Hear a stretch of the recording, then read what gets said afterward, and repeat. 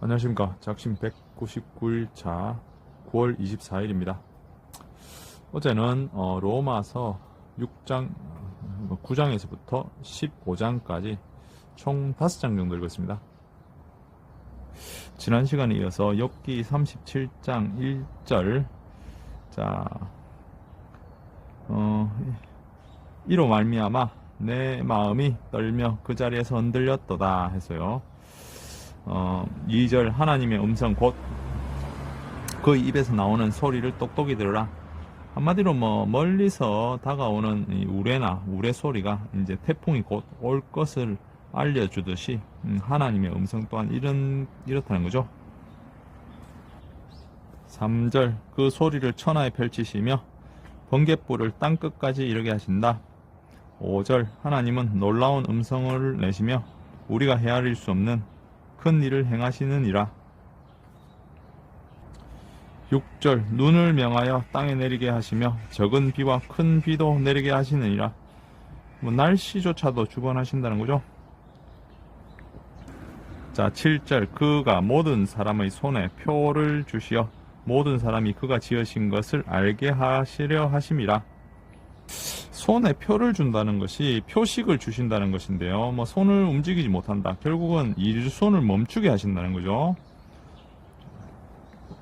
자, 8절 그러나 짐승들은 땅 속에 들어가 그 처소에 머무느니라.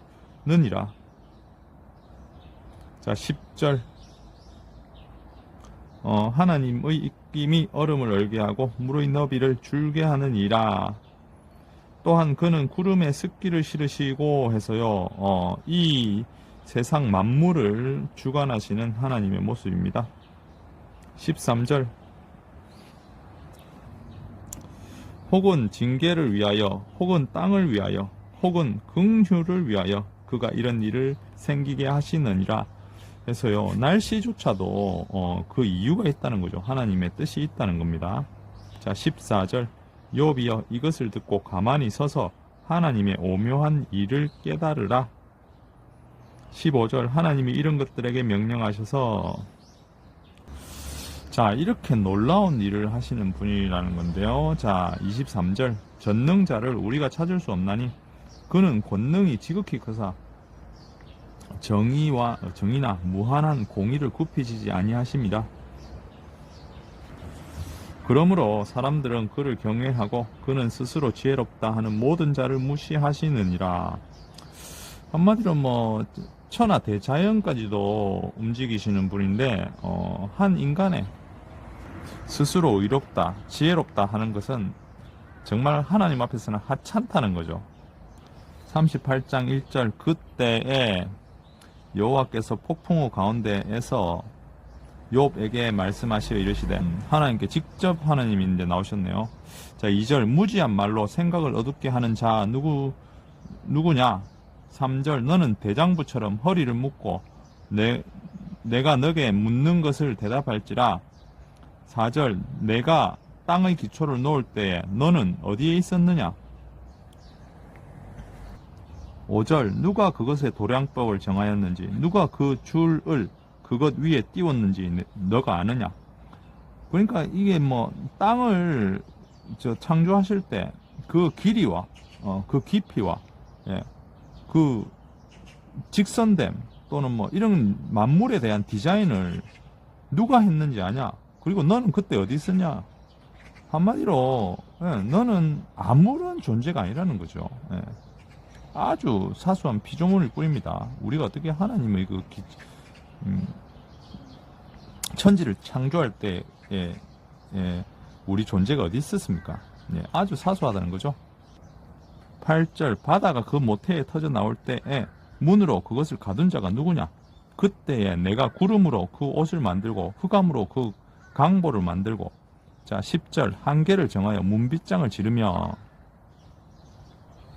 12절 내가 너의 날에 아침에 명령하였느냐? 한마디로 너가 태어날 때 아침에 명령했느냐? 새벽에 그 자리를 일러주었느냐? 13절 그것으로 땅끝을 붙잡고 악한 자들을 그 땅에서 떨쳐버린 일이 있느냐? 한마디로 태어나는 날조차도, 새벽조차도, 악한 자를 떨쳐버리는 일조차도 너는 아무것도 하지 못한다는 거죠. 인간의 한계성이죠. 15절, 악인에게는 그 빛이 차단되고 그들의 높이 든 팔은 꺾이느니라. 16절, 내가 바다의 샘에 들어갔느냐. 17절, 사망의 문이 너에게 나타났느냐. 사망의 그늘진 문을 너가 보았느냐. 사망, 한마디로 스올, 사망, 지옥 이런 것들 너 보지도 못했지 않느냐. 그런데 왜 이야기하냐 이 말이죠. 19절, 어느 것이 광명이 있는 곳이냐, 가는 길이냐. 20절, 너는 그 지경으로 데려갈 수 있느냐. 한마디로 이 세상 끝, 빛과 어둠의 경계, 죽음, 그리고 삶, 이런 것에 대해서 너는 아무것도 하지 못하고 보지도 못했다는 거죠. 자, 23절, 내가 환난 때와 교전과 전쟁의 날을 위하여 이것을 남겨두었노라.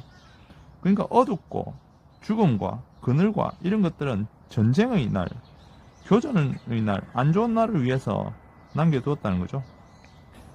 28절, 비에게 아비가 있느냐? 있을 방울을 누가 낳았느냐? 자, 30절, 물은 돌같이 굳어지고 깊은 바다의 수면은 얼어붙느니라. 31절, 내가 묘성을 메어 묶을 수 있으며 삼성의 띠를 풀어줄 수 있겠느냐. 묘성은요, 저 황소별자리를 나타낸다네요. 삼성은 우리가 유명하죠. 삼성 브랜드 유명하죠. 그게 오리온 자리입니다. 거기서 나왔습니다. 삼성 저 갤럭시 이런 거요. 자, 33절, 내가 하늘의 궤도를 아느냐. 36절, 가슴 속 지혜는 누가 준 것이냐. 수탉에게 슬기를 준 자는 누구냐.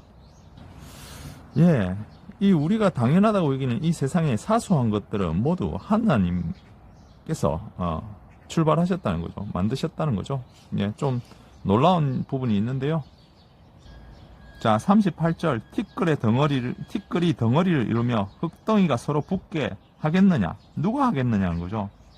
이게 왜 놀랍냐면요. 과학자들이 요새 뭐 반도체 만들고 AI 만들고 유명하고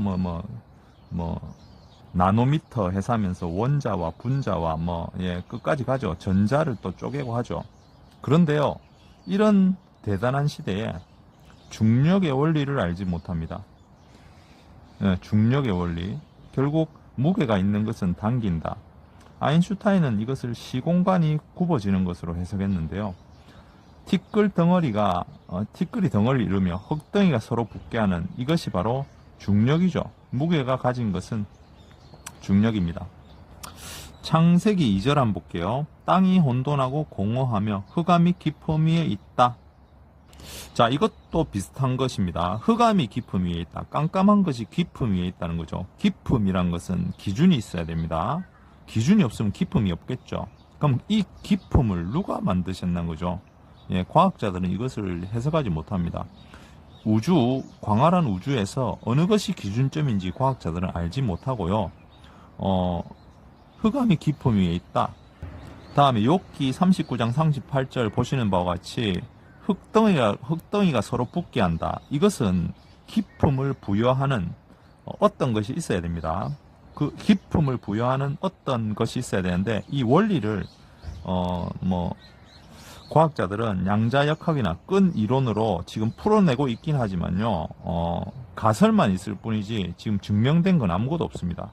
아인슈타인이 특수상대성 이론으로 시공간을 굽게 한다고 했는데, 시공간이 어떻게 굽는지, 무엇이 굽게 만드는지 알지 못합니다. 하나님은 이것에 대해서 말씀을 하시고 계시죠. 내가 했다라고 말씀하시죠. 저는 이런 것들이 놀라워요. 성경에는요, 사소한 과학적인 출발점, 의문점들이 성경에 쓰여져 있습니다. 다른 종교 서적에는 볼 수 없는 부분이죠. 약간 과학적인 지식만 있으면 이런 기록들이 어떻게 인간이 썼을까? 인간이 쓰기에는 굉장히 힘든 부분이 있습니다. 그래서 이런 부분은 어떻게 쓰여졌냐? 모세나 아니면 바울이나 예수님도 그렇지만, 예수님도 너 말할 거 준비하지 마라. 성령이 알려주시리라 하셨죠. 이렇게 성경이 두껍게 됐지만, 여러 선지자들이 나와서 있지만 말씀하셨고, 예수님도 말씀하셨지만, 그 말씀은요, 인간이 썼다고 하기에는 저희 지식으로는, 제가 이런 말은 하면 좀 그렇지만 제가 박사까지 공부했지만 저희 지식으로는 인간이 그냥 자기의 지식으로 썼다고 하기에는 참 난해하고 어려운 면이 있습니다. 그래서요, 과학자들 중에서 최고의 천재는 맨 마지막에 어디로 가냐면, 천문학으로 간다 하더라고요. 물리학은 극미세를 따지는 쪽 요사이는 양자역학으로 가는데요. 극미세를 다루는 의사들이나 생물학자들은 결국에는, 신을 경배한다고 합니다. 그것이 하나님이 대상이 누군지는 모르겠지만 신을 믿게 되고요. 그리고 천체와 관련된 최고의 천재들만 인정한다는 천체학자들은 우울증에 그렇게 많이 걸린대요. 하늘의 별을 보고 있으면 그 심오함에 빠져서 우울증에 많이 걸린다고 합니다. 결국은 스티븐 호킹 박사도 신은 믿지 않았지만 스티븐 호킹 박사 20몇 살에 죽을 거라고 다들 예상했는데 78세까지인가 사셨습니다. 이런 것은 어떻게 보면 대자연의 놀라움이고요. 우리 이 삶에 인간이 과학으로서 해결할 수 없는 미스테리한 점들입니다. 예. 저도 하나님을 제대로 믿고 있는 건 아니지만 신에 대해서 부정보다는 긍정적으로 생각하는 면이 많습니다. 공부를 하고 세상을 살아보다 보면 신의 섭리가 존재할 수밖에 없다는 생각에 빠지곤 합니다. 예, 오늘은 어떻게 보면 성경 내용보다는 후론이 길었네요. 예, 오늘 여기까지 하겠습니다. 화이팅 하십시오. 감사합니다.